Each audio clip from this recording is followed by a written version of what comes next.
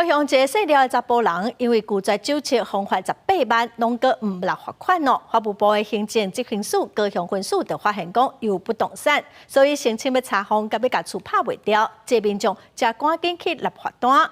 另外嘛，要提醒观众朋友哦，最近有真侪公司拢会办买艺，所以千万就唔通啉酒赛车。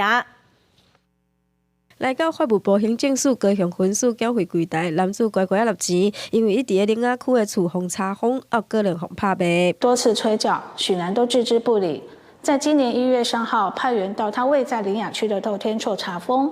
高雄分署表示，男子伫个前当6月拒绝酒测，罚款18万，真侪个界吹缴拢无爱插，决定要来查封伊的不动产。男子最后以分期缴钱的方式，互厝唔免互拍卖。高雄分署统计，去年规档已经替国库进缴着22亿7400多万，有真侪拢是拒绝酒测的罚金互对讨。农历春节将至。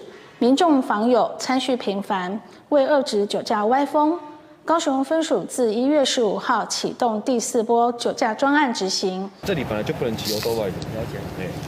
最近当时买艺的季节，高雄公山嘛一名男子22号半暝酒后赛车，佮违规骑去人行道，互警方查落来了后，要求酒测，最后发现伊超过标准值，互当场扣缴2档。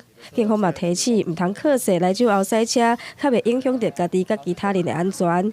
记者王刘婷、柯正俊高雄报道。